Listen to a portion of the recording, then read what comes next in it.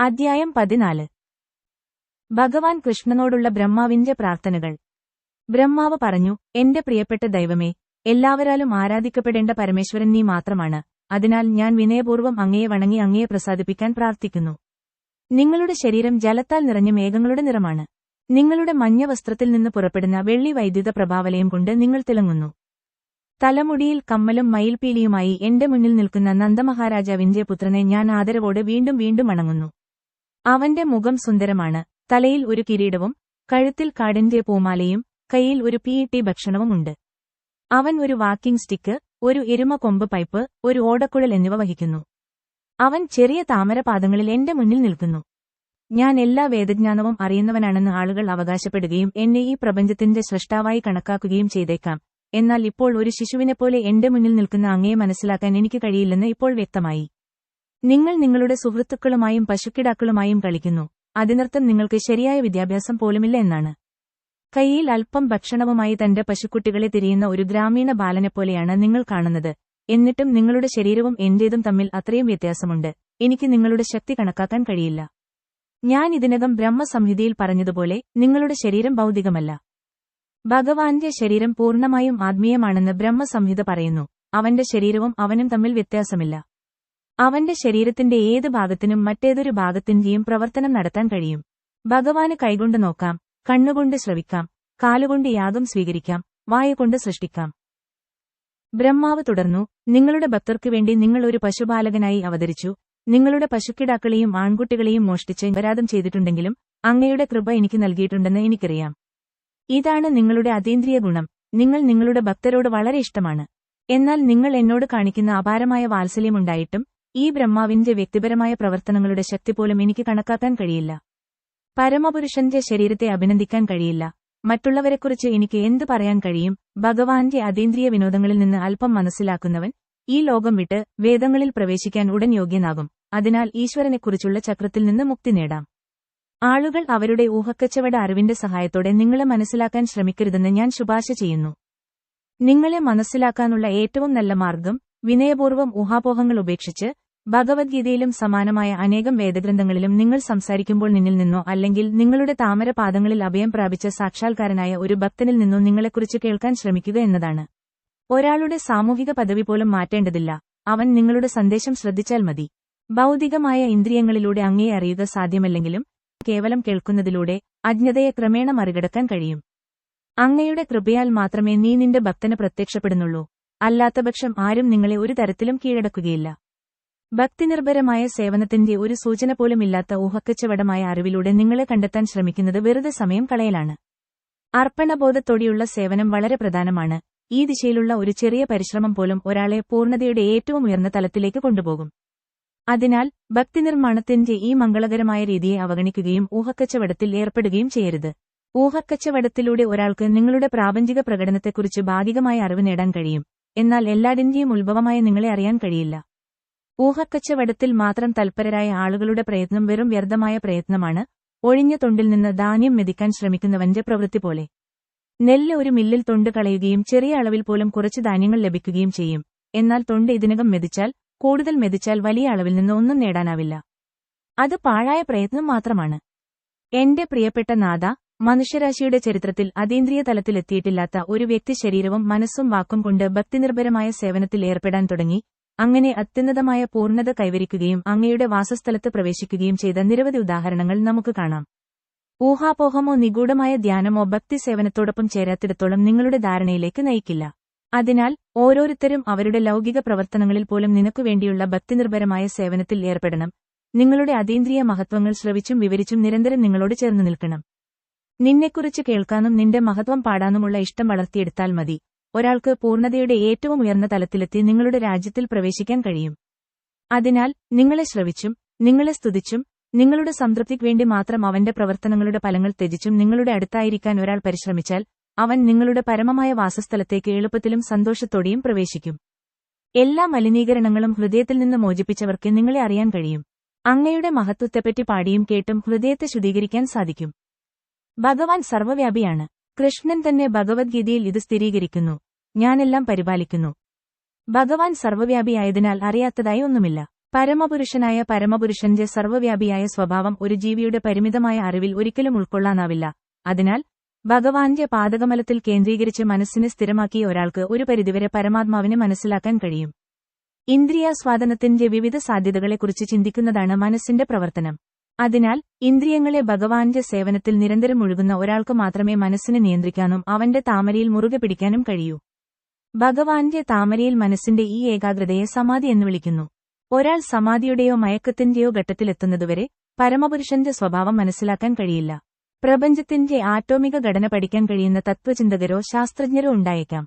ഈ പ്രപഞ്ചത്തിലെ എല്ലാ ആറ്റങ്ങളെയും അല്ലെങ്കിൽ ആകാശത്തിലെ എല്ലാ ഗ്രഹങ്ങളെയും നക്ഷത്രങ്ങളെയും അല്ലെങ്കിൽ സൂര്യനിൽ നിന്നും നക്ഷത്രങ്ങളിൽ നിന്നും മറ്റ് തിളങ്ങുന്ന ആകാശഗോളങ്ങളിൽ നിന്നും പുറപ്പെടുന്ന പ്രകാശ തന്മാത്രകളെയും കണക്കാക്കാൻ അവർ വളരെ പുരോഗമിച്ചേക്കാം. പക്ഷേ അവർക്ക് പരമപുരുഷന്റെ ഗുണങ്ങൾ കണക്കാക്കാൻ കഴിയില്ല. വേദാന്ത സൂത്രത്തിന്റെ തുടക്കത്തിൽ പരമേശ്വരനെ എല്ലാ ഗുണങ്ങളുടെയും ഉത്ഭവം എന്ന് വിശേഷിപ്പിച്ചിരിക്കുന്നു. ഇതിനെ സാധാരണയായി നിർഗുണ എന്ന് വിളിക്കുന്നു. അതിനർത്ഥം ആരുടെ ഗുണങ്ങൾ ആക്രമിക്കാനാവാത്തതാണ് എന്നാണ്. ഗുണ എന്നാൽ ഗുണങ്ങൾ എന്നും നിർ എന്നാൽ നശ്വരമായത് എന്നും അർത്ഥം. എന്നിരുന്നാലും വ്യക്തിത്വവാദികൾ നിർഗുണ എന്ന പദത്തെ ഗുണങ്ങളില്ലാത്ത എന്നാണ് വ്യാഖ്യാനിക്കുന്നത്. അതീന്ദ്രിയ സാക്ഷാത്കാരത്തിലൂടെ ഭഗവാന്റെ ഗുണങ്ങളെ അറിയാൻ കഴിയാത്തതിനാൽ പരമേശ്വരൻ ഗുണങ്ങളില്ലാത്തവനാണെന്ന് അവർ നിഗമനം ചെയ്യുന്നു. എന്നാൽ യാഥാർത്ഥ്യം വ്യത്യസ്തമാണ്. എല്ലാ ഗുണങ്ങളുടെയും മൂലസ്രോതസ് അവനാണെന്നതാണ് ഭഗവാന്റെ യഥാർത്ഥ നിലപാട്. എല്ലാ ഗുണങ്ങളും അവനിൽ നിന്ന് നിരന്തരം പുറപ്പെടുന്നു. അങ്ങനെയെങ്കിൽ ഒരു പരിമിതനായ മനുഷ്യന് എങ്ങനെയാണ് ഭഗവാന്റെ ഗുണഗണങ്ങൾ എണ്ണാൻ കഴിയുക? അവൻ ഒരു നിമിഷം അവന്റെ ഗുണഗണങ്ങളെ വിലയിരുത്തിയേക്കാം, എന്നാൽ അടുത്ത നിമിഷത്തിൽ അവയുടെ എണ്ണം വർദ്ധിക്കും. അതിനാൽ ഭഗവാന്റെ അതീന്ദ്രിയ ഗുണങ്ങളെ ബാധിക്കുകയില്ല. അതുകൊണ്ടാണ് അവനെ നിർഗുണൻ എന്ന് വിളിക്കുന്നത്. മാനസികമായ ഊഹാപോഹങ്ങളാൽ ഭഗവാന്റെ ഗുണങ്ങളെ അറിയാൻ അനാവശ്യമായി പരിശ്രമിക്കരുത്. മിസ്റ്റിക് യോഗയിൽ പൂർണ്ണത കൈവരിക്കുന്നതിന് ഊഹക്കച്ചവടമോ ശാരീരിക വ്യായാമങ്ങളോ ആവശ്യമില്ല. ശരീരത്തിലെ ദുഃഖങ്ങളും സന്തോഷങ്ങളും മുൻനിശ്ചയിച്ചതാണെന്നറിയണം. ശാരീരിക അസ്തിത്വത്തിന്റെ ദുരിതങ്ങൾ ഒഴിവാക്കാനോ വിവിധ വ്യായാമങ്ങളിലൂടെ സന്തോഷം പിന്തുടരാനോ ശ്രമിക്കുന്നത് ഉപയോഗശൂന്യമാണ്. ശരീരത്തിലും മനസ്സിലും വാക്കിലും പരമാത്മാവിനു കീഴടങ്ങുകയും എപ്പോഴും അവനെ സേവിക്കുകയും ചെയ്യുന്നതാണ് ഉത്തമം. അത്തരം അതീന്ദ്രിയ പ്രവർത്തനങ്ങൾ ലക്ഷ്യത്തിലേക്ക് നയിക്കും. അതേസമയം പരമമായ സത്യത്തെ അറിയാനുള്ള മറ്റ് ശ്രമങ്ങൾ ഒരിക്കലും വിജയിക്കില്ല. അതിനാൽ ഒരു ബുദ്ധിമാനായ വ്യക്തി സൈദ്ധാന്തിക ഗവേഷണത്തിലൂടെയോ നിഗൂഢ ശക്തിയിലൂടെയോ കേവല സത്യത്തെ മനസ്സിലാക്കാൻ ശ്രമിക്കുന്നില്ല. പകരം അവൻ ഭക്തിസേവനത്തിൽ ഏർപ്പെടുകയും പരമപുരുഷനെ ആശ്രയിക്കുകയും ചെയ്യുന്നു. ശരീരത്തിന് സംഭവിക്കുന്നതെല്ലാം അതിന്റെ മുൻകാല ഫലപ്രാപ്തിയുടെ ഫലമാണെന്ന് അവനറിയാം. ഭക്തിനിർഭരമായ ഈ ലളിതമായ ജീവിതം ഒരാൾ ജീവിച്ചാൽ ഒരാൾക്ക് ഭഗവാന്റെ അതീന്ദ്രിയമായ വാസസ്ഥലം സ്വയമേവ അവകാശമായി ലഭിക്കുന്നു. എല്ലാ ജീവജാലങ്ങളും യഥാർത്ഥത്തിൽ ദൈവത്തിന്റെ പുത്രനായ പരമാത്മാവിന്റെ അവിഭാജ്യ ഘടകമാണ്. ഭഗവാന്റെ അതീന്ദ്രിയമായ ആനന്ദങ്ങളിൽ അനന്തരാവകാശം നേടാനും അതിൽ പങ്കുചേരാനും എല്ലാവർക്കും സ്വാഭാവികമായ അവകാശമുണ്ട്. എന്നാൽ ദ്രവ്യവുമായുള്ള സമ്പർക്കം നിമിത്തം വ്യവസ്ഥാപിതമായ ജീവജാലങ്ങൾ ഫലത്തിൽ ശിഥിലമായിരിക്കുന്നു. ലളിതമായ ഭക്തിമാർഗം അവലംബിച്ചാൽ ഭൗതികമായ മലിനീകരണത്തിൽ നിന്ന് മോചിതനാകാനും പരമഭഗവാന്റെ സാമീപ്യത്തിൽ അതീന്ദ്രിയമായ സ്ഥാനത്തേക്ക് ഉയർത്തപ്പെടാനും ഒരാൾ സ്വയമേ യോഗ്യനാകും. തന്റെ കഴിവുകൾ എത്ര അത്ഭുതകരമാണെന്ന് പരിശോധിക്കാൻ ആഗ്രഹിച്ചതിനാലാണ് ബ്രഹ്മാവ് കൃഷ്ണനെ ഏറ്റവും അഹങ്കാരിയായ ജീവാത്മാവായി സ്വയം പരിചയപ്പെടുത്തിയത്. കൃഷ്ണന്റെ സുഹൃത്തുക്കളെയും പശുക്കിടാക്കളെയും അവൻ മോഷ്ടിച്ചു, അവരെ എങ്ങനെ തിരികെ കൊണ്ടുവരുമെന്ന് കാണാൻ. എല്ലാ കഴിവുകളുടെയും ഉറവിടമായ വ്യക്തിയുമായി തന്റെ കഴിവുകളെ താരതമ്യപ്പെടുത്താൻ ശ്രമിച്ചതിനാൽ ഇത് വളരെ ധീരമായ ഒരു ശ്രമമാണെന്ന് അദ്ദേഹം ഇപ്പോൾ സമ്മതിച്ചു. ബ്രഹ്മാവ് ബോധോദയം പ്രാപിച്ചു. ഭൗതിക ലോകത്തിലെ മറ്റെല്ലാ ജീവജാലങ്ങളുടെയും ദൃഷ്ടിയിൽ താൻ വളരെ ശക്തനായ ഒരു സൃഷ്ടിയാണെങ്കിലും പരമപുരുഷന്റെ ശക്തിയോടും കഴിവുകളോടും താരതമ്യപ്പെടുത്തുമ്പോൾ അവൻ ഒന്നുമല്ലെന്ന് കണ്ടു. ഭൗതിക ലോകത്തെ ശാസ്ത്രജ്ഞർ ആണവായുധങ്ങൾ പോലെയുള്ള അത്ഭുതങ്ങൾ കണ്ടുപിടിച്ചിട്ടുണ്ട്. ഈ ശക്തമായ ആയുധങ്ങൾ ഈ ഗ്രഹത്തിലെ ഏതെങ്കിലും വലിയ നഗരത്തിലോ അപ്രധാനമായ സ്ഥലത്തോ പരീക്ഷിച്ചാൽ അവ ചില നാശത്തിന് കാരണമാകും. എന്നാൽ സൂര്യനിൽ പരീക്ഷിക്കുമ്പോൾ അവർ എന്താണ് ചെയ്യുന്നത്? അവിടെ അവരുടെ സ്വാധീനം നിസ്സാരമായിരിക്കും. അതുപോലെ ബ്രഹ്മാവ് പശുക്കിടാക്കളെയും പശുപാലകരെയും തട്ടിക്കൊണ്ടുപോയത് നിഗൂഢശക്തിയുടെ അത്ഭുതകരമായ പ്രകടനമായിരിക്കാം. എന്നാൽ എല്ലാ പശുക്കിടാക്കളിലേക്കും ആൺകുട്ടികളിലേക്കും വികസിപ്പിച്ച് അവരെ ഒരു ശ്രമവുമില്ലാതെ നിലനിർത്താനുള്ള കഴിവ് ശ്രീകൃഷ്ണൻ പ്രകടിപ്പിച്ചപ്പോൾ തന്റെ ശക്തി നിസ്സാരമാണെന്ന് ബ്രഹ്മാവ് മനസ്സിലാക്കി. ഭഗവാൻ കൃഷ്ണനെ അച്യുതൻ എന്ന് അഭിസംബോധന ചെയ്തു. കാരണം തന്റെ ഭക്തൻ തനിക്കുവേണ്ടി ചെയ്യുന്ന ഒരു ചെറിയ സേവനം പോലും ഭഗവാൻ മറക്കില്ല. അവൻ തന്റെ ഭക്തരോട് വളരെ ദയയും കരുണയും ഉള്ളവനാണ്. അവരുടെ ചെറിയ സേവനം മഹത്തായ പ്രവൃത്തിയായി അദ്ദേഹം കണക്കാക്കുന്നു. ബ്രഹ്മാവ് തീർച്ചയായും ഭഗവാന് മഹത്തായ സേവനം ചെയ്തു. ഈ പ്രപഞ്ചത്തിന്റെ ചുമതലയുള്ള പരമോന്നത വ്യക്തിത്വമെന്ന നിലയിൽ അവൻ നിസ്സംശയമായും കൃഷ്ണന്റെ വിശ്വസ്തദാസനാണ്. അതിനാൽ അവനുമായി വീണ്ടും അനുരഞ്ജനം നടത്താം. ചെറിയ തെറ്റും ധിക്കാരവും പൊറുക്കാവുന്ന ഒരു കീഴുദ്യോഗസ്ഥനായി തന്നെ സ്വീകരിക്കാൻ അവൻ ഭഗവാനോട് അപേക്ഷിച്ചു. ബ്രഹ്മാവ് എന്ന നിലയിലുള്ള തന്റെ ശക്തമായ പദവിയിൽ അഭിമാനമുണ്ടെന്ന് അദ്ദേഹം സമ്മതിച്ചു. അവൻ ഈ ഭൗതിക ലോകത്തിലെ അഭിനിവേശത്തിന്റെ ഗുണത്തിന്റെ അവതാരമായതിനാൽ അവൻ അങ്ങനെ ചെയ്യുന്നത് സ്വാഭാവികമാണ്. അങ്ങനെ അവൻ തെറ്റ് ചെയ്തു. എന്നിരുന്നാലും കർത്താവ് തന്നോട് കരുണ കാണിക്കുമെന്നും തന്റെ ഗുരുതരമായ തെറ്റ് ക്ഷമിക്കുമെന്നും അവൻ പ്രതീക്ഷിച്ചു. എല്ലാത്തിനുമുപരി അവൻ ഇപ്പോഴും ശ്രീകൃഷ്ണന്റെ കീഴാളനാണ്. ബ്രഹ്മാവ് തന്റെ യഥാർത്ഥ സ്ഥാനം മനസ്സിലാക്കി. അവൻ തീർച്ചയായും ഈ പ്രപഞ്ചത്തിന്റെ പരമോന്നത ഗുരുവാണ്. അവൻ മൊത്തം ഭൗതിക ഊർജ്ജം, തെറ്റായ അഹം, സ്ഥലം, വായു, തീ, വെള്ളം, ഭൂമി എന്നിവ ഉൾക്കൊള്ളുന്ന ഭൗതിക പ്രകൃതിയുടെ സൃഷ്ടിയുടെ ഉത്തരവാദിത്തമാണ്. ഈ പ്രപഞ്ചം വിശാലമായിരിക്കാം, പക്ഷേ നമ്മുടെ ശരീരത്തെപ്പോലെ അതിനെ ഇപ്പോഴും അളക്കാൻ കഴിയും. മനുഷ്യശരീരത്തിന്റെ ഉയരം സാധാരണയായി 7 മുഴത്തിന് തുല്യമാണ്. ഈ പ്രപഞ്ചം ഒരു വലിയ ശരീരത്തോട് സാമ്യമുള്ളതാകാം, എന്നാൽ ബ്രഹ്മാവിന് അത് അവന്റെ 7 മുഴത്തിൽ കൂടുതലല്ല. ഈ പ്രപഞ്ചം കൂടാതെ ഈ ബ്രഹ്മാവിന്റെ ശക്തിക്ക് താങ്ങാനാവുന്നതിലും അപ്പുറമായി അനന്തമായ എണ്ണമറ്റ പ്രപഞ്ചങ്ങളുണ്ട്. അസംഖ്യം സൂക്ഷ്മഗണങ്ങൾ ഒരു ജാലകത്തിന്റെ മെഷിലൂടെ കടന്നുപോകുന്നതുപോലെ മഹാവിഷ്ണുവിന്റെ ശരീരത്തിലെ സുഷിരങ്ങളിൽ നിന്ന് കോടിക്കണക്കിന് പ്രപഞ്ചങ്ങൾ വിത്തുകളായി പുറപ്പെടുന്നു. ഈ മഹാവിഷ്ണു കൃഷ്ണന്റെ പൂർണ്ണ വികാസത്തിന്റെ ഒരു ഭാഗം മാത്രമാണ്. ബ്രഹ്മാവ് ഈ പ്രപഞ്ചത്തിലെ പരമോന്നത വ്യക്തിയാണെങ്കിലും ഈ സാഹചര്യത്തിൽ ഭഗവാൻ കൃഷ്ണന്റെ സന്നിധിയിൽ അവന്റെ പ്രാധാന്യമെന്താണ്? അതിനാൽ ബ്രഹ്മാവ് തന്നെ അമ്മയുടെ ഉദരത്തിലുള്ള ഒരു കൊച്ചുകുട്ടിയോട് ഉപമിച്ചു. ഗർഭപാത്രത്തിലുള്ള ഒരു കുട്ടി അമ്മയുടെ ശരീരത്തില് ഇടിക്കുമ്പോൾ കൈയും കാലും ചലിപ്പിക്കുമ്പോൾ അമ്മ അതിനെ അപമാനമായി കണക്കാക്കുമോ? തീർച്ചയായും ഇല്ല. ബ്രഹ്മാവ് ഒരു വലിയ വ്യക്തിത്വമായിരിക്കാം, എന്നിട്ടും അവൻ മാത്രമല്ല, നിലനിൽക്കുന്നതെല്ലാം പരമപുരുഷന്റെ ഗർഭപാത്രത്തിലാണ് സ്ഥിതി ചെയ്യുന്നത്. ഭഗവാന്റെ ഊർജ്ജം സർവ്വവ്യാപിയാണ്. സൃഷ്ടിയിൽ അത് പ്രവർത്തിക്കാത്ത സ്ഥലമില്ല. എല്ലാം ഭഗവാന്റെ ഊർജ്ജത്തിൽ വസിക്കുന്നു. അതിനാൽ ഈ പ്രപഞ്ചത്തിലെ ബ്രഹ്മങ്ങളും മറ്റ് ദശലക്ഷക്കണക്കിന് കോടാനുകോടി പ്രപഞ്ചങ്ങളിലെ ബ്രഹ്മങ്ങളും ഭഗവാന്റെ ഊർജ്ജത്തിൽ നിലനിൽക്കുന്നു. അതുകൊണ്ട് ഭഗവാനെ മാതാവായും അമ്മയുടെ ഉദരത്തിലുള്ളത് ശിശുവായും കണക്കാക്കുന്നു. ഒരു നല്ല അമ്മ തന്റെ കുട്ടിയോട് ഒരിക്കലും ദേഷ്യപ്പെടില്ല, അവൻ അവളെ ചവിട്ടിയാലും. 3 ലോകങ്ങൾ അല്ലെങ്കിൽ ഭൂർലോകം, ഭുവർലോകം, സ്വർലോകം എന്നീ 3 ഗ്രഹവ്യവസ്ഥകളുടെ നാശത്തിനുശേഷം നാരായണന്റെ നാഭിയിൽ നിന്ന് വളർന്ന താമരയിൽ നിന്നാണ് താൻ ജനിച്ചതെന്ന് ബ്രഹ്മാവ് പറഞ്ഞു. പ്രപഞ്ചത്തെ 3 ഭാഗങ്ങളായി തിരിച്ചിരിക്കുന്നു: സ്വർഗ, മർത്യ, പാതാള. നശിക്കുന്ന സമയത്ത് ഈ 3 ഗ്രഹവ്യവസ്ഥകളും വെള്ളത്താൽ നിറഞ്ഞിരിക്കുന്നു. അപ്പോൾ കൃഷ്ണന്റെ സമ്പൂർണ്ണ അംശമായ നാരായണൻ വെള്ളത്തിൽ കിടക്കും.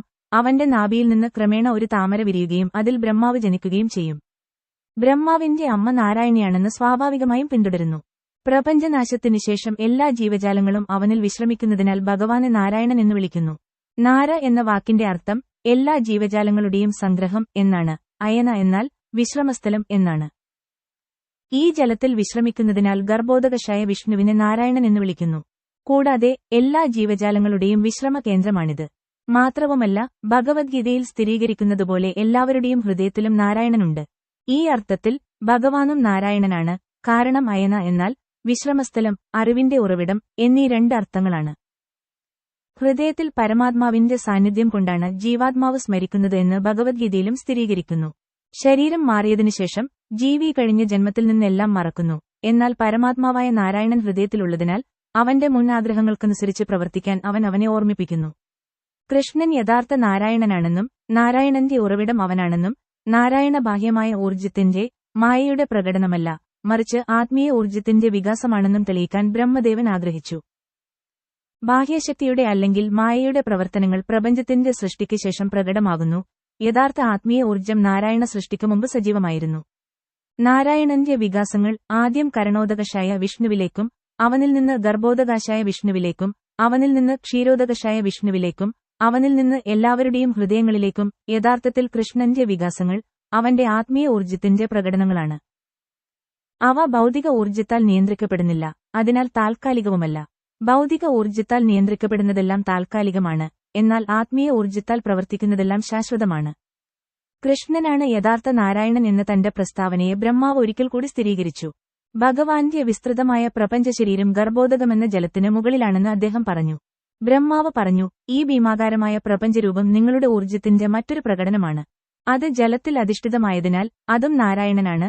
നാമെല്ലാവരും ഈ നാരായണരൂപത്തിന്റെ ഗർഭപാത്രത്തിലാണ്. നിങ്ങളുടെ വിവിധ നാരായണ രൂപങ്ങൾ ഞാൻ എല്ലായിടത്തും കാണുന്നു. ഞാൻ നിങ്ങളെ വെള്ളത്തിൽ കാണുന്നു. എന്റെ ഹൃദയത്തിൽ ഞാൻ നിങ്ങളെ കാണുന്നു. ഇപ്പോൾ ഞാൻ നിങ്ങളെയും കാണുന്നു. ഈ അവതാരത്തിൽ നിങ്ങൾ സ്വയം മായയുടെ പരമാധികാരിയാണെന്ന് തെളിയിക്കുകയാണ്. നിങ്ങൾ പ്രപഞ്ച പ്രകടനത്തിനുള്ളിൽ വസിക്കുന്നു, എന്നിട്ടും എല്ലാ സൃഷ്ടികളും നിങ്ങളുടെ ഉള്ളിലാണ്. നിങ്ങളുടെ അമ്മ യശോദയെ നിങ്ങളുടെ വായിൽ പ്രപഞ്ച സൃഷ്ടി മുഴുവൻ കാണിച്ചു തന്നപ്പോൾ നിങ്ങളിത് ചെയ്തു കഴിഞ്ഞു. യോഗമയ എന്ന നിങ്ങളുടെ അഗ്രാഹ്യമായ ശക്തി ഉപയോഗിച്ച് ബാഹ്യ സഹായമില്ലാതെ നിങ്ങൾക്ക് അത്തരം കാര്യങ്ങൾ ചെയ്യാൻ കഴിയും. എന്റെ പ്രിയ ഭഗവാൻ കൃഷ്ണ, ഞങ്ങൾ ഇപ്പോൾ കാണുന്ന പ്രപഞ്ചരൂപം മുഴുവനും അങ്ങയുടെ ശരീരത്തിലാണ്. എന്നിട്ടും ഞാൻ നിന്നെ പുറത്തു കാണുന്നു, നീ എന്നെ പുറത്തും കാണുന്നു. നിങ്ങളുടെ അഗ്രാഹ്യമായ ഊർജ്ജത്തിന്റെ പ്രവർത്തനമില്ലാതെ ഇത്തരമൊരു കാര്യം എങ്ങനെ സംഭവിക്കും?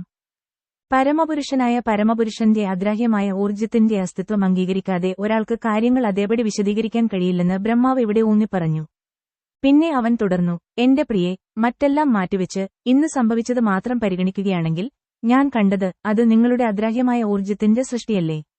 ആദ്യം ഞാൻ നിങ്ങളെ മാത്രം കണ്ടു, പിന്നീട് നിങ്ങളുടെ പശുക്കളെ മേയ്ക്കുന്നവരായി, പശുക്കിടാക്കളായി വൃന്ദാവനത്തിന്റെ എല്ലാ അസ്തിത്വവും രൂപാന്തരപ്പെട്ടു. പിന്നെ ഞാൻ നിന്നെയും എല്ലാ ആൺകുട്ടികളും പശുക്കിടാക്കളും അപ്രത്യക്ഷനായി. നീ മുമ്പത്തെപ്പോലെ ഏകനായി നിന്നു എന്നതിനർത്ഥം എല്ലാറ്റിന്റെയും ഉത്ഭവസ്ഥാനമായ നാരായണനാണ്. എല്ലാം നിന്നിൽ നിന്ന് ഉത്ഭവിക്കുകയും വീണ്ടും നിങ്ങളിലേക്ക് പ്രവേശിക്കുകയും ചെയ്യുന്നു. നിങ്ങൾ പഴയതുപോലെ തന്നെ തുടരുന്നു. യാഥാർത്ഥ്യം അറിയാത്ത ആളുകൾ വിചാരിക്കുന്നത് ബ്രഹ്മാവായ ഞാനാണ് സ്രഷ്ടാവ്, വിഷ്ണു പരിപാലിക്കുന്നവൻ, ശിവൻ സംഹാരകൻ എന്നാണ്. നിങ്ങൾ മാത്രമാണ് യഥാർത്ഥത്തിൽ എല്ലാം സ്രഷ്ടാവ്, പരിപാലിക്കുന്നവൻ, നശിപ്പിക്കുന്നവൻ. അതുപോലെ നിങ്ങൾ വിവിധ അവതാരങ്ങളായി വികസിക്കുന്നു. ദേവന്മാരിൽ നിങ്ങൾ വാമനദേവനായും, മഹാമുനികൾക്കിടയിൽ പരശുരാമനായും, മനുഷ്യർക്കിടയിൽ നിങ്ങൾ സ്വയം ശ്രീകൃഷ്ണനായോ അല്ലെങ്കിൽ ശ്രീരാമനായോ അവതരിക്കുന്നു. മൃഗങ്ങൾക്കിടയിൽ നിങ്ങൾ പന്നിയുടെ അവതാരത്തിലും ജലജീവികൾക്കിടയിൽ മത്സ്യത്തിന്റെ അവതാരത്തിലും അവതരിക്കുന്നു. എന്നിട്ടും നിങ്ങൾ ഒരിക്കലും ജനിക്കുന്നില്ല, മരിക്കുന്നില്ല, നിങ്ങൾ നിത്യനാണ്. വിശ്വസ്തരായ ഭക്തരെ സംരക്ഷിക്കാനും അവിശ്വാസികളായ ഭൂതങ്ങളെ നശിപ്പിക്കാനും മാത്രം നിങ്ങളുടെ അഗ്രാഹ്യമായ ഊർജ്ജത്താൽ ഈ ലോകത്തിൽ നിന്നുള്ള നിങ്ങളുടെ വരവും പോക്കും സാധ്യമാക്കുന്നു. ഹേ എന്റെ നാഥ, ഹേ സർവ്വവ്യാപിയായ പരമപുരുഷനായ പരമാത്മാവേ, എല്ലാ നിഗൂഢ ശക്തികളുടെയും അധിപനായ ഈ 3 ലോകങ്ങളിലും അങ്ങ് നടത്തുന്ന അതീന്ദ്രിയ വിനോദങ്ങൾ ആരും മനസ്സിലാക്കുന്നില്ല. നിങ്ങളുടെ യോഗമേവും അവതാരങ്ങളും എങ്ങനെ പ്രകടിപ്പിക്കുന്നുവെന്നും നിങ്ങളുടെ അതീന്ദ്രിയ ഊർജ്ജത്തിലൂടെ നിങ്ങൾ എങ്ങനെ പ്രവർത്തിക്കുന്നുവെന്നും ആർക്കും മനസ്സിലാകുന്നില്ല. എന്റെ പ്രിയനാഥ, ഈ പ്രപഞ്ചപ്രകടനം മുഴുവൻ സ്വപ്നതുല്യമായ ഒരു മിന്നൽ പോലെയാണ്. അതിന്റെ താൽക്കാലിക അസ്തിത്വം മനസ്സിനെ അസ്വസ്ഥമാക്കുകയുള്ളൂ. തൽഫലമായി ഈ ജീവിതത്തിൽ നാം ഉത്കണ്ഠയാൽ മാത്രം നിറഞ്ഞിരിക്കുന്നു. ഭൗതിക ലോകത്ത് ജീവിക്കുക എന്നത് കഷ്ടപ്പാടുകളും അനുഭവിക്കലാണ്. എന്നിട്ടും ഭൗതിക ലോകത്തിന്റെ ഈ താത്കാലികമായ അസ്തിത്വം സുഖകരവും സുഖപ്രദവുമാണെന്ന് തോന്നുന്നു. കാരണം അത് ശാശ്വതവും ആനന്ദവും അറിവും നിറഞ്ഞ നിങ്ങളുടെ ശരീരത്തിൽ നിന്നാണ്. അതിനാൽ നിങ്ങൾ പരമാത്മാവും പരമമായ സത്യവും പരമമായ യഥാർത്ഥ വ്യക്തിയാണെന്നാണ് എന്റെ നിഗമനം. നിങ്ങളുടെ അഗ്രാഹ്യമായ അതീന്ദ്രിയ ശക്തികളുടെ സഹായത്തോടെ നിങ്ങൾ വിഷ്ണുവിന്റെ നിരവധി രൂപങ്ങളിലേക്കും ജീവജാലങ്ങളിലേക്കും മറ്റു ഊർജ്ജങ്ങളിലേക്കും വ്യാപിച്ചിട്ടുണ്ടെങ്കിലും തുല്യതയില്ലാത്ത പരമമായ ഭരണാധികാരിയാണ് നിങ്ങൾ പരമാത്മാവാണ്. എണ്ണിയാലൊടുങ്ങാത്ത ജീവജാലങ്ങൾ ആദിമ അഗ്നിയുടെ തീപ്പൊരികളാണ് നീ. നന്ദ മഹാരാജാവിന്റെ പുത്രനായ താങ്കൾ യഥാർത്ഥ വ്യക്തിയില്ലെന്നും ഒരു സാധാരണ മനുഷ്യനായാണ് ജനിച്ചതെന്നും അറിവില്ലാത്തവർ ചിന്തിച്ചേക്കാം. അവൻ വളരെ തെറ്റാണ്. നിങ്ങൾ യഥാർത്ഥത്തിൽ ഒരു യഥാർത്ഥ വ്യക്തിയാണ്. അതാണ് എന്റെ അന്തിമവിധി. നന്ദയുടെ പുത്രനാണെങ്കിലും നിങ്ങളാണ് യഥാർത്ഥ വ്യക്തി, അതിൽ സംശയമില്ല. നിങ്ങൾ പരമമായ സത്യമാണ്, ഈ ഭൗതിക അന്ധകാരത്തിൽപ്പെട്ടവരല്ല. യഥാർത്ഥ ബ്രഹ്മജ്യോതിയുടെയും ഭൗതികമായ പ്രകാശമുള്ള ശരീരങ്ങളുടെയും ഉറവിടം നിങ്ങളാണ്. സൂര്യൻ, ചന്ദ്രൻ, നക്ഷത്രങ്ങൾ. നിങ്ങളുടെ അതീന്ദ്രിയ പ്രകാശം ബ്രഹ്മജ്യോതിക്ക് സമാനമാണ്. ബ്രഹ്മസംഹിതയിൽ വിവരിച്ചിരിക്കുന്നതുപോലെ ബ്രഹ്മജ്യോതി നിങ്ങളുടെ ശരീരത്തിൽ നിന്ന് പുറപ്പെടുന്ന പ്രകാശമല്ലാതെ മറ്റൊന്നുമല്ല. വിഷ്ണുവിന്റെ പല അവതാരങ്ങളും നിങ്ങളുടെ വിവിധ ഗുണങ്ങളുടെ അവതാരങ്ങളുമുണ്ട്. എന്നാൽ ഈ അവതാരങ്ങൾ ഒരേ നിലയിലല്ല. നിങ്ങളാണ് യഥാർത്ഥ മെഴുകുതിരി. മറ്റ് അവതാരങ്ങൾ യഥാർത്ഥ മെഴുകുതിരി പോലെ തിളങ്ങിയേക്കാം. എന്നാൽ യഥാർത്ഥ മെഴുകുതിരി എല്ലാ പ്രകാശത്തിന്റെയും തുടക്കമാണ്. ഭൗതിക ലോകത്തിന്റെ നാശത്തിനു ശേഷവും നിങ്ങളുടെ അസ്തിത്വം അവസാനിക്കുകയില്ല. കാരണം നിങ്ങൾ അതിന്റെ സൃഷ്ടികളിൽ ഒരാളല്ല. നിങ്ങൾ യഥാർത്ഥ വ്യക്തിയായതിനാൽ ഗോപാല താപനി ഉപനിഷത്തിലും ബ്രഹ്മസംഹിതയിലും നിങ്ങളെ ഗോവിന്ദം ആദിപുരുഷൻ എന്ന് വിശേഷിപ്പിച്ചിരിക്കുന്നു. ഗോവിന്ദനാണ് ആദിമ വ്യക്തി, എല്ലാ കാരണങ്ങളുടെയും കാരണം. ഭഗവദ്ഗീതയിൽ ബ്രഹ്മത്തിന്റെ പ്രഭയുടെ ഉറവിടം നീയാണെന്ന് പറയുന്നുണ്ട്. നിങ്ങളുടെ ശരീരത്തിന് ഒരു സാധാരണ ഭൗതിക ശരീരത്തിന് സമാനമായ സ്വഭാവമുണ്ടെന്ന് ആരും കരുതരുത്. നിങ്ങളുടെ ശരീരം അക്ഷരമാണ്, നശിപ്പിക്കാനാവാത്തതാണ്. ഭൗതിക ശരീരം എപ്പോഴും ത്രിവിധ ദുരിതങ്ങൾക്ക് വിധേയമാണ്. എന്നാൽ നിങ്ങളുടെ ശരീരം സകസിഡ് ആനന്ദ വിഗ്രഹമാണ്. ആനന്ദവും അറിവും നിത്യതയും നിറഞ്ഞതാണ്. അമ്മയായ യശോദയുടെ കൊച്ചുകുട്ടിയായോ ഗോപികമാരുടെ കാമുകനായോ ഉള്ള നിന്റെ വിനോദങ്ങൾ ഒരിക്കലും ഭൗതിക ഗുണങ്ങളാൽ മലിനമാകാത്തതിനാൽ നീയും നിരഞ്ജനയാണ്. നീ ഇത്രയധികം പശുക്കളെയും പശുക്കിടാവും ആയി മാറിയിട്ടും നിന്റെ അതീന്ദ്രിയ ശക്തിക്ക് ഒരു കുറവും വന്നിട്ടില്ല. നിങ്ങൾ എപ്പോഴും പൂർണ്ണനാണ്. വൈദിക ഗ്രന്ഥങ്ങളിലും ഇത് വിവരിച്ചിരിക്കുന്നു. പൂർണ്ണമായ സമ്പൂർണ്ണതയിൽ നിന്ന് പൂർണ്ണമായത് എടുത്തുകളഞ്ഞാലും പരമമായ പരമസത്യം പൂർണ്ണമായി നിലനിൽക്കും. സമ്പൂർണ്ണതയുടെ പല വികാസങ്ങളും കാണപ്പെടുന്നുണ്ടെങ്കിലും പൂർണ്ണമായ സമ്പൂർണ്ണം ഒന്നായി തുടരുന്നു. നിങ്ങളുടെ എല്ലാ വിനോദങ്ങളും ആത്മീയമായതിനാൽ ഭൗതിക പ്രകൃതിയുടെ ഗുണങ്ങളാൽ അവയെ മലിനമാക്കാൻ കഴിയില്ല. നിങ്ങളുടെ മാതാപിതാക്കളായ നന്ദിയുടെയും യശോദയുടെയും കീഴിലുള്ള സ്ഥാനം സ്വീകരിക്കുന്നത് നിങ്ങളുടെ ശക്തിയെ ഒരു തരത്തിലും കുറയ്ക്കുന്നില്ല. അത് നിങ്ങളുടെ ഭക്തരുമായുള്ള നിങ്ങളുടെ സ്നേഹബന്ധത്തിന്റെ പ്രകടനമാണ്. നിന്നോട് മത്സരിക്കാൻ ആരുമില്ല. മോശം അറിവുള്ള ഒരു വ്യക്തി നിങ്ങളുടെ രൂപവും വിനോദവും ഭൗതിക അടയാളങ്ങൾ മാത്രമാണെന്ന് വിധിക്കുന്നു. നിങ്ങൾ അതീന്ദ്രിയമായ അജ്ഞതയ്ക്കും വിജ്ഞാനത്തിനും എതിരാണ്. അത് ഗോപാല തപനി ഉപനിഷത്തും സ്ഥിരീകരിക്കുന്നു. വേദങ്ങൾ അനുസരിച്ച് നിങ്ങൾ യഥാർത്ഥ അമൃതയാണ്, അനശ്വരതയുടെ അമൃത്. അമൃതം ശാശ്വതം ബ്രഹ്മ. ജനിക്കാത്തതും മരിക്കാത്തതുമായ എല്ലാറ്റിന്റെയും ശാശ്വതവും പരമോന്നതവുമായ ഉത്ഭവമാണ് ബ്രഹ്മം. പരമബ്രഹ്മം സൂര്യനെപ്പോലെ പ്രകാശിക്കുന്നുവെന്നും എല്ലാറ്റിന്റെയും ഉത്ഭവമാണെന്നും ഉപനിഷത്തുകളിൽ പറയുന്നു. ഈ യഥാർത്ഥ വ്യക്തിയെ മനസ്സിലാക്കുന്ന ഒരാൾ വ്യവസ്ഥാപിതമായ ഭൗതിക ജീവിതത്തിൽ നിന്ന് മുക്തി നേടുന്നു. ഭക്തിമാർഗത്തിലൂടെ നിന്നോട് അടുക്കുന്ന ഏതൊരാൾക്കും നിങ്ങളുടെ യഥാർത്ഥ സ്ഥാനം, ജനനം, ഈ ലോകത്തിലേക്ക് വരികയും വിടുകയും ചെയ്യുന്നതും മറ്റു പ്രവർത്തനങ്ങളും അറിയാൻ കഴിയും. നിങ്ങളുടെ സ്വാഭാവികമായ സ്ഥാനം, ഭാവം, തിരോധാനം എന്നിവ മനസ്സിലാക്കിയാൽ മതിയെന്നും ഇപ്പോഴത്തെ ശരീരം ഉപേക്ഷിച്ച് ഉടൻ തന്നെ ആത്മീയ രാജ്യത്തിലേക്ക് ഉയർത്തപ്പെടുമെന്നും ഭഗവദ്ഗീതയിൽ ഉറപ്പിച്ചു പറയുന്നു. ബുദ്ധിയുള്ളവനും ഭൗതികമായ അജ്ഞതയുടെ സമുദ്രം കടക്കാൻ ആഗ്രഹിക്കുന്നവനും അതിനാൽ നിങ്ങളുടെ താമരപാദങ്ങളിൽ അഭയം പ്രാപിക്കുകയും ആത്മീയ ലോകത്തേക്ക് എളുപ്പത്തിൽ സംക്രമണം നേടുകയും ചെയ്യുന്നു. ധ്യാനം എന്ന് വിളിക്കപ്പെടുന്ന ധാരാളം ആളുകളുണ്ട്. എന്നിട്ടും നീ പരമാത്മാവാണെന്ന് അവർക്കറിയില്ല. എല്ലാവരുടെയും ഹൃദയത്തിൽ വസിക്കുന്ന പരമാത്മാവാണ് അങ്ങ് എന്ന് ഭഗവദ്ഗീതയിൽ പറയുന്നുണ്ട്. അതുകൊണ്ട് നിന്നെയല്ലാതെ മറ്റൊന്നിനെയും ധ്യാനിക്കേണ്ട ആവശ്യമില്ല. കൃഷ്ണന്റെ യഥാർത്ഥ രൂപത്തെക്കുറിച്ചുള്ള ധ്യാനത്തിൽ മുഴുകിയിരിക്കുന്ന ഒരാൾ ഭൗതികമായ അജ്ഞതയുടെ സമുദ്രം എളുപ്പത്തിൽ മറികടക്കുന്നു. എന്നാൽ നിങ്ങൾ പരമാത്മാവാണെന്ന് അറിയാത്ത ആളുകൾ ധ്യാനം എന്ന് വിളിക്കപ്പെടുന്നുണ്ടെങ്കിലും ഭൗതിക ലോകത്ത് തുടരുന്നു. നിങ്ങളുടെ ഭക്തരുടെ കൂട്ടായ്മയിലൂടെ ഭഗവാൻ കൃഷ്ണനാണ് യഥാർത്ഥ പരമാത്മാവ് എന്ന് ഒരാൾ മനസ്സിലാക്കുമ്പോൾ ഒരാൾക്ക് ഭൗതികമായ അജ്ഞതയുടെ സമുദ്രം മറികടക്കാൻ കഴിയും. ഉദാഹരണത്തിന്, ഒരാൾ കയറിന് പാമ്പാണെന്ന് തെറ്റിദ്ധരിച്ചാൽ അയാൾ വളരെ ഭയപ്പെടുന്നു. പക്ഷേ അത് പാമ്പല്ല, കയറാണെന്ന് മനസ്സിലാക്കിയാൽ അയാൾക്ക് എല്ലാ ഭയവും ഇല്ലാതാകും. അതിനാൽ ഭഗവദ്ഗീതയിൽ നിങ്ങൾ സ്വയം പഠിപ്പിക്കുന്ന കാര്യങ്ങളിൽ നിന്നോ അല്ലെങ്കിൽ ശ്രീമദ് ഭാഗവതത്തിലും മറ്റ് വേദഗ്രന്ഥങ്ങളിലും പറഞ്ഞിരിക്കുന്ന നിങ്ങളുടെ ശുദ്ധഭക്തരുടെ ഉപദേശങ്ങളിൽ നിന്നോ ഒരാൾ നിങ്ങളെ അറിയുമ്പോൾ, അറിവിന്റെ ആത്യന്തിക ലക്ഷ്യം നിങ്ങളാണെന്ന് അവൻ മനസ്സിലാക്കുമ്പോൾ അയാൾക്ക് ഭൗതിക അസ്തിത്വത്തെ ഭയപ്പെടേണ്ടതില്ല. പാമ്പല്ലെന്ന് അറിയുന്ന ഒരു വ്യക്തിക്ക് ഒരു കയർ ഭയം ഉണ്ടാക്കാത്തതുപോലെ ഭൗതിക ലോകത്തിലെ വിമോചനം അല്ലെങ്കിൽ അടിമത്തം എന്നത് ഭക്തിയോടെ നിങ്ങളെ സേവിക്കുന്ന ഒരാൾക്ക് അർത്ഥമാക്കുന്നില്ല. ഭൗതിക ലോകം നിങ്ങളുടേതാണെന്ന് ഒരു ഭക്തന് അറിയാം. അതിനാൽ എല്ലാറ്റിനെയും അങ്ങേക്കുള്ള അതീന്ദ്രിയ സ്നേഹസേവനത്തിൽ മുഴുകുന്നു. അതുകൊണ്ടാണ് അവൻ തടവിലാകാത്തത്. പകലും രാത്രിയും സൂചിപ്പിക്കുന്ന സൂര്യന്റെ ഉദയവും അസ്തമയവും ഇതിനകം സൂര്യനിൽ നേരിട്ട് നിൽക്കുന്നയാളെ ബാധിക്കില്ല. കൃഷ്ണ, നീയും സൂര്യനെപ്പോലെയാണെന്നും മായ അന്ധകാരം പോലെയാണെന്നും പറയപ്പെടുന്നു. സൂര്യൻ ഉള്ളിടത്ത് ഇരുട്ട് ഉണ്ടാകില്ല. അതിനാൽ നിന്റെ സന്നിധിയിൽ സ്ഥിരമായി കഴിയുന്നവർക്ക് അടിമത്തമോ വിമോചനമോ ഇല്ല. അവർ ഇതിനകം മോചിതരായിട്ടുണ്ട്. മറുവശത്ത്, നിങ്ങളുടെ താമരയുടെ പാദങ്ങളിൽ അഭയം പ്രാപിക്കാതെ സ്വയം മോചിതരായി എന്ന് തെറ്റിദ്ധരിക്കുന്ന ആളുകൾ അവരുടെ ബുദ്ധി ശുദ്ധമല്ലാത്തതിനാൽ വീഴും. അതിനാൽ പരമാത്മാവ് നിങ്ങളുടെ വ്യക്തിത്വത്തിൽ നിന്ന് വ്യത്യസ്തമാണെന്ന് കരുതുകയും അതിനാൽ പരമാത്മാവിനെയോ മറ്റെവിടെയെങ്കിലും വനങ്ങളിലോ ഹിമാലയൻ ഗുഹകളിലോ അന്വേഷിക്കുകയും ചെയ്യുന്നവന്റെ സ്ഥാനം ദയനീയമാണ്. ആത്മസാക്ഷാത്കാരത്തിനുള്ള മറ്റെല്ലാ വഴികളും ഉപേക്ഷിച്ച് നിങ്ങൾക്ക് കീഴടങ്ങണമെന്ന് നിങ്ങൾ ഭഗവദ്ഗീതയിൽ പഠിപ്പിക്കുന്നു. അത് പൂർണ്ണമാണ്. എല്ലാ കാര്യങ്ങളിലും അങ്ങ് പരമാത്മാവായതിനാൽ ബ്രഹ്മത്വത്തിന്റെ പ്രകാശം തേടുന്നവരും നിന്നെ അന്വേഷിക്കുന്നു.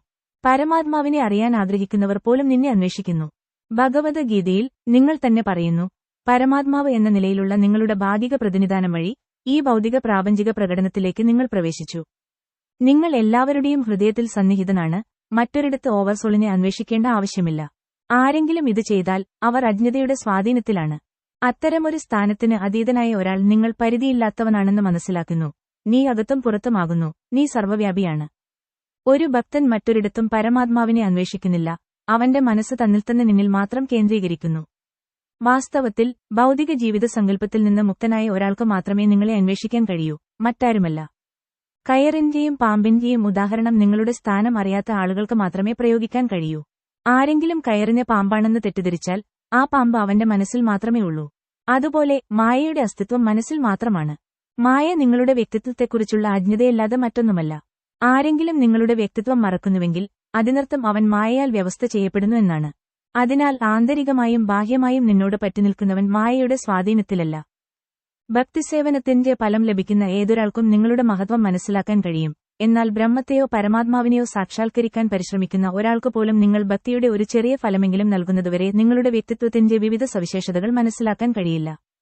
ഒരാൾ അനേകം വ്യക്തിത്വമില്ലാത്തവരുടെ ആത്മീയ ഗുരുവായിരിക്കാം, അല്ലെങ്കിൽ പർവ്വതങ്ങളിലെ വനത്തിലോ ഗുഹയിലോ പോയി അനേകം വർഷങ്ങളോളം സന്യാസിയായി ധ്യാനിച്ചേക്കാം. എന്നാൽ ഭക്തിസേവനത്തിന്റെ അനുഗ്രഹത്താൽ സ്പർശിക്കാതെ ഒരാൾക്ക് നിങ്ങളുടെ മഹത്വം മനസ്സിലാക്കാൻ കഴിയില്ല. കൂടാതെ ഭഗവാന്റെയോ പരമാത്മാവിന്റെയോ സാക്ഷാത്കാരം ഭക്തി സേവനത്തിന്റെ അത്ഭുതകരമായ ഫലങ്ങളിൽ മതിപ്പുളവാക്കുന്നതുവരെ വർഷങ്ങളോളം പരിശ്രമിച്ചാലും നേടാനാവില്ല. അതുകൊണ്ട് ഈ ജന്മത്തിലോ അടുത്ത ജന്മത്തിലോ ഞാൻ എവിടെ ജനിച്ചാലും അങ്ങയുടെ ഭക്തരുടെ കൂട്ടത്തിൽ എണ്ണപ്പെടാൻ ഞാൻ ഭാഗ്യവാനായിരിക്കട്ടെ എന്ന് പ്രാർത്ഥിക്കുന്നു. ഞാൻ എവിടെയായിരുന്നാലും ഞാൻ നിങ്ങളെ സമർപ്പണത്തോടെ സേവിക്കണമെന്ന് ഞാൻ പ്രാർത്ഥിക്കുന്നു. ഭാവിയിൽ എനിക്ക് എന്ത് ശരീരം ലഭിക്കുമെന്ന് പോലും ഞാൻ ശ്രദ്ധിക്കുന്നില്ല. കാരണം പശുക്കളുടെയും പശുക്കിടാക്കളുടെയും ഗോപാലകരുടെയും ശരീരങ്ങളിൽ പോലും ഭക്തർക്ക് അതീന്ദ്രിയമായ സ്നേഹ സേവനത്തിൽ നിരന്തരം വ്യാപൃതരാകുകയും അങ്ങയുടെ സാന്നിധ്യം ഉണ്ടായിരിക്കുകയും ചെയ്യുന്നതായി ഞാൻ കാണുന്നു. അതിനാൽ ഞാനിപ്പോൾ ഉള്ളതുപോലെ ഒരു കുലീനനായ വ്യക്തിയേക്കാൾ അവരിൽ ഒരാളാകാൻ ഞാൻ ആഗ്രഹിക്കുന്നു. കാരണം ഞാൻ അജ്ഞത നിറഞ്ഞവനാണ്. വൃന്ദാവനത്തിലെ ഗോപികമാരും പശുക്കളും നിങ്ങൾക്ക് അവരുടെ സ്വന്തം പാൽ നൽകാൻ ഭാഗ്യമുള്ളവരാണ്. മഹത്തായ ത്യാഗങ്ങൾ അനുഷ്ഠിക്കുകയും വിലപിടിപ്പുള്ള നിരവധി ആടുകളെ ബലിയർപ്പിക്കുകയും ചെയ്യുന്ന ആളുകൾക്ക് പൂർണ്ണത കൈവരിക്കാനും നിങ്ങൾ ആരാണെന്ന് മനസ്സിലാക്കാനും കഴിയില്ല. എന്നാൽ ഈ ലളിതമായ ഗ്രാമീണ സ്ത്രീകൾക്കും പശുക്കൾക്കും ഭക്തിസേവനത്തിലൂടെ നിങ്ങളെ അവരുടെ പാൽ കൊണ്ട് തൃപ്തിപ്പെടുത്താൻ കഴിയും. അവരുടെ പാൽ നിങ്ങൾ പൂർണ്ണമായി കുടിച്ചു. എന്നാൽ യാഗങ്ങൾ അനുഷ്ഠിക്കുന്നവർ ഒരിക്കലും നിങ്ങളെ തൃപ്തിപ്പെടുത്തുകയില്ല. അതിനാൽ നന്ദ മഹാരാജാവിന്റെയും അമ്മ യശോദയുടെയും ഗോപാലകരുടെയും ഗോപികമാരുടെയും സ്ഥാനം എത്ര അനുഗ്രഹീതമാണെന്ന് ഞാൻ അത്ഭുതപ്പെടുന്നു. കാരണം പരമപുരുഷനായ പരമസത്യമായ നീ അവരോടൊപ്പം വസിക്കുകയും അവരുടെ ഏറ്റവും അടുത്ത സ്നേഹത്തിന് പാത്രമാവുകയും ചെയ്യുന്നു. ഈ വൃന്ദാവന നിവാസികളുടെ സന്തോഷം ആർക്കും വിലമതിക്കാൻ കഴിയില്ല. ജീവാത്മാക്കളുടെ എല്ലാ ഇന്ദ്രിയങ്ങളെയും നിയന്ത്രിക്കുന്ന ഞങ്ങൾ ദേവന്മാരാണ്. ഞങ്ങളുടെ പ്രത്യേകാവകാശങ്ങളിൽ ഞങ്ങൾ അഭിമാനിക്കുന്നു. എന്നാൽ വാസ്തവത്തിൽ ഞങ്ങളുടെ സ്ഥാനം വൃന്ദാവനത്തിലെ ഈ അനുഗ്രഹീത നിവാസികളോട് താരതമ്യപ്പെടുത്താനാവില്ല. കാരണം അവർ നിങ്ങളുടെ സാന്നിധ്യം നേരിട്ട് ആസ്വദിക്കുകയും അവരുടെ ഇന്ദ്രിയങ്ങളിലൂടെ നിങ്ങളുടെ സഹവാസം ആസ്വദിക്കുകയും ചെയ്യുന്നു. ഇന്ദ്രിയങ്ങളുടെ അധിപന്മാരാണെന്ന് നമുക്ക് അഭിമാനിക്കാം. പക്ഷേ വൃന്ദാവന നിവാസികൾ നമ്മുടെ ഭരണത്തിന് കീഴിലല്ലാത്തത്ര അതീന്ദ്രിയരാണ്. നിങ്ങളെ സേവിക്കുന്നതിലൂടെ അവർ യഥാർത്ഥ ഇന്ദ്രിയ സുഖം അനുഭവിക്കുന്നു. അതിനാൽ എന്റെ ഭാവി ജീവിതത്തിലെങ്കിലും ഈ വൃന്ദാവന ഭൂമിയിൽ ജനിക്കാൻ പ്രാപ്തനായാൽ ഞാൻ എന്നെ തന്നെ ഭാഗ്യവാനായി കണക്കാക്കും. അതുകൊണ്ടാണ് എനിക്ക് ഭൗതിക സമ്പത്തിലോ മോക്ഷത്തിലോ താൽപ്പര്യമില്ല. ഏതെങ്കിലും വൃന്ദാവന ഭക്തന്റെ പാദധൂളികളാൽ അനുഗ്രഹിക്കപ്പെടാൻ ഈ വൃന്ദാവന വനത്തിൽ എനിക്ക് എന്തെങ്കിലും ജന്മം നൽകണമേ എന്ന് ഞാൻ അങ്ങയുടെ താമരപാദങ്ങളിൽ വിനീതമായി പ്രാർത്ഥിക്കുന്നു. ഈ ഭൂമിയിൽ അപ്രധാനമായ ഒരു പുല്ലായി വളരാൻ എനിക്ക് അവസരം ലഭിച്ചാൽ അത് എനിക്ക് മഹത്തായ ഒരു ജന്മമായിരിക്കും. എങ്കിലും വൃന്ദാവനത്തിലെ വനത്തിൽ ജനിക്കാനുള്ള ഭാഗ്യം എനിക്കുണ്ടായില്ലെങ്കിൽ വൃന്ദാവനത്തിന്റെ തൊട്ടടുത്തുതന്നെ ഞാൻ ജനിക്കട്ടെ. അങ്ങനെ ആ പ്രദേശത്തുനിന്നും വരുന്ന ഭക്തർ എന്നെ ചവിട്ടിത്തേക്കട്ടെ. അതും എനിക്ക് വലിയ ഭാഗ്യമായിരിക്കും. ഈ ഭക്തന്മാരുടെ പാദധൂളികളാൽ അഭിഷേകം ചെയ്യപ്പെടാൻ കഴിയുന്ന ഒരു ജന്മം ഞാൻ കാക്ഷിക്കുന്നു. കാരണം ഇവിടെയുള്ളവരെല്ലാം കൃഷ്ണാവബോധത്തിൽ സമൃദ്ധമാണെന്ന് ഞാൻ കാണുന്നു. വേദങ്ങൾ തന്നെ അന്വേഷിക്കുന്ന മുകുന്ദനായ കൃഷ്ണന്റെ താമരകളില്ലാതെ ഇവിടെ ആർക്കും ഒന്നും അറിയില്ല. വേദജ്ഞാനത്തിന്റെ ലക്ഷ്യം കൃഷ്ണനെ കണ്ടെത്തലാണെന്ന് ഭഗവത്ഗീതയിൽ സ്ഥിരീകരിക്കുന്നു. വേദഗ്രന്ഥങ്ങൾ വ്യവസ്ഥാപിതമായി വായിച്ചുകൊണ്ട് പരമപുരുഷനായ കൃഷ്ണനെ കണ്ടെത്തുന്നത് വളരെ ബുദ്ധിമുട്ടാണെന്ന് ബ്രഹ്മസംഹിതയിൽ പറയുന്നു. എന്നിരുന്നാലും ഒരു ശുദ്ധഭക്തന്റെ കൃപയാൽ അവനെ എളുപ്പത്തിൽ ലഭിക്കും. വൃന്ദാവനത്തിലെ ശുദ്ധഭക്തർ അനുഗ്രഹീതരാണ്. കാരണം അവർക്ക് മുകുന്ദനെ, ശ്രീകൃഷ്ണനെ എല്ലായ്പ്പോഴും കാണാൻ കഴിയും. മുകുന്ദ എന്ന വാക്കിനെ രണ്ടു തരത്തിൽ മനസ്സിലാക്കാം. മുക് എന്നാൽ വിമോചനം എന്നാണ്. ഭഗവാൻ കൃഷ്ണനു മോക്ഷവും അതിനാൽ അതീന്ദ്രിയമായ ആനന്ദവും നൽകാൻ കഴിയും. കുണ്ടം എന്ന് വിളിക്കപ്പെടുന്ന പുഷ്പം പോലെയുള്ള അവന്റെ പുഞ്ചിരിക്കുന്ന മുഖത്തെയും ഈ വാക്ക് സൂചിപ്പിക്കുന്നു. മുഖം എന്നാൽ മുഖം. ഈ പുഷ്പം വളരെ മനോഹരവും പുഞ്ചിരിക്കുന്നത് പോലെയുമാണ്. അതുകൊണ്ട് താരതമ്യം. വൃന്ദാവനത്തിലെ ശുദ്ധഭക്തരും മറ്റിടങ്ങളിലെ ഭക്തരും തമ്മിലുള്ള വ്യത്യാസം വൃന്ദാവനത്തിലെ ജനങ്ങൾ കൃഷ്ണന്റെ സഹവാസമല്ലാതെ മറ്റൊന്നും ആഗ്രഹിക്കുന്നില്ല എന്നതാണ്. കൃഷ്ണൻ തന്റെ ഭക്തരോട് വളരെ കൃപ കാണിക്കുകയും അവരുടെ ആഗ്രഹങ്ങൾ നിറവേറ്റുകയും ചെയ്യുന്നു. അവർ ഇപ്പോഴും അവന്റെ സഹവാസം ആഗ്രഹിക്കുന്നതിനാൽ അത് അവർക്ക് നൽകാൻ തയ്യാറാണ്. വൃന്ദാവനത്തിലെ ഭക്തരും സ്വതസിദ്ധമായ സ്നേഹം പ്രകടിപ്പിക്കുന്നു. അവർ കൃഷ്ണനോട് സ്വാഭാവികമായ അതീന്ദ്രിയ സ്നേഹം ഇതിനകം വളർത്തിയെടുത്തതിനാൽ അവർ നിയന്ത്രണ തത്വങ്ങൾ കർശനമായി പാലിക്കേണ്ടതില്ല. അത്തരം സ്വതസിദ്ധമായ സ്നേഹത്തിൽ ഇതുവരെ എത്തിയിട്ടില്ലാത്തവർക്ക് മാർഗനിർദ്ദേശ തത്വങ്ങൾ ആവശ്യമാണ്. ബ്രഹ്മാവ് ഭഗവാന്റെ ഒരു ഭക്തൻ കൂടിയാണ്. എന്നാൽ അവൻ ഒരു സാധാരണ ഭക്തനാണ്. അവൻ നിയന്ത്രണ തത്വങ്ങൾ പാലിക്കേണ്ടതുണ്ട്. വൃന്ദാവനത്തിൽ ജനിക്കാൻ അനുവദിക്കണമേ എന്ന് അവൻ കൃഷ്ണനോട് പ്രാർത്ഥിക്കുന്നു. അങ്ങനെ അവൻ സ്വതസിദ്ധമായ സ്നേഹത്തിന്റെ തലത്തിലേക്ക് ഉയർത്താൻ കഴിയും. ബ്രഹ്മദേവൻ തുടർന്നു, എന്റെ നാഥ, ഈ വൃന്ദാവനവാസികളുടെ ഭക്തിനിർഭരമായ സേവനത്തിന് നീ എങ്ങനെ പ്രതിഫലം നൽകുമെന്ന് ഞാൻ ചിലപ്പോൾ അത്ഭുതപ്പെടാറുണ്ട്. എല്ലാ അനുഗ്രഹങ്ങളുടെയും പരമമായ ഉറവിടം നീയാണെന്ന് എനിക്കറിയാം. പക്ഷേ അവർ നിനക്കു ചെയ്യുന്ന എല്ലാ സേവനങ്ങൾക്കും നീ അവർക്ക് എങ്ങനെ പ്രതിഫലം നൽകുമെന്ന് എനിക്ക് വ്യക്തമല്ല. യഥാർത്ഥ മാതാവ് വൃന്ദാവനത്തിന്റെ വിമോചനത്താൽ അനുഗ്രഹിക്കപ്പെട്ടവളാണ്. നിങ്ങൾക്ക് മുഴുവൻ സേവനവും തിരിച്ചടക്കാൻ കഴിയില്ല. നിങ്ങൾ അവരുടെ നിത്യകടക്കാരനായി തുടരും. എന്റെ നാഥ, വൃന്ദാവനവാസികളുടെ സേവനം വളരെ അദ്വിതീയമാണെന്ന് ഞാൻ മനസ്സിലാക്കുന്നു. കാരണം അവർ സ്വമേധയാ ഉള്ള എല്ലാ സഹജവാസനകളും അതിൽ ഉപയോഗിക്കുന്നു. ഭൗതിക വസ്തുക്കളോടും വീടിനോടുമുള്ള ആസക്തി ഭൗതിക ലോകത്തിലെ ജീവജാലത്തെ വ്യവസ്ഥപ്പെടുത്തുന്ന മിഥ്യാധാരണയുടെ സ്വാധീനത്തിലാണ് ഉണ്ടാകുന്നത് എന്ന് പറയപ്പെടുന്നു. എന്നാൽ ഇത് കൃഷ്ണാവബോധമില്ലാത്തവർക്ക് മാത്രം ബാധകമാണ്. വൃന്ദാവനം നിവാസികളുടെ കാര്യത്തിൽ വീടിന്റെ അടുപ്പിൽ അറ്റാച്ച്മെന്റ് പോലുള്ള തടസ്സങ്ങളൊന്നുമില്ല. അവരുടെ വാത്സല്യം നിന്നിലേക്ക് നയിക്കപ്പെടുന്നു. നിങ്ങളുടെ നിരന്തരമായ സാന്നിധ്യം കാരണം അവരുടെ വീടുകൾ ക്ഷേത്രങ്ങളായി മാറി. നിങ്ങളുടെ ക്ഷേമത്തിനായി അവർ മറ്റെല്ലാം മറന്നു. അതിനാൽ നിങ്ങളെ സേവിക്കുന്നതിൽ നിന്ന് അവരെ ഒന്നും തടസ്സപ്പെടുത്തുന്നില്ല. കൃഷ്ണാവബോധമുള്ള ഒരു വ്യക്തിക്ക് വീടിനോടുള്ള ആസക്തി മൂലം തടസ്സങ്ങളൊന്നുമില്ല. അവന് മിഥ്യാധാരണയുമില്ല. ഒരു ചെറിയ ഇടയന്മാരുടെ കുട്ടി എന്ന നിലയിൽ നിങ്ങളുടെ രൂപം ഒരു ഭൗതിക പ്രവർത്തനമല്ലെന്നും ഞാൻ മനസ്സിലാക്കുന്നു. അങ്ങയുടെ അതീന്ദ്രിയ സാന്നിധ്യത്താൽ കൂടുതൽ സ്നേഹനിർഭരമായ സേവനത്തിന് അവരെ പ്രചോദിപ്പിക്കാൻ നിങ്ങൾ ഇവിടെ വന്നതിന് അവർ സ്നേഹത്തോടെ നന്ദി പറഞ്ഞു. വൃന്ദാവനത്തിൽ ഭൗതികവും ആത്മീയവും തമ്മിൽ വ്യത്യാസമില്ല. കാരണം എല്ലാം അങ്ങയെ സ്നേഹപൂർവ്വം സേവിക്കാൻ വേണ്ടിയുള്ളതാണ്.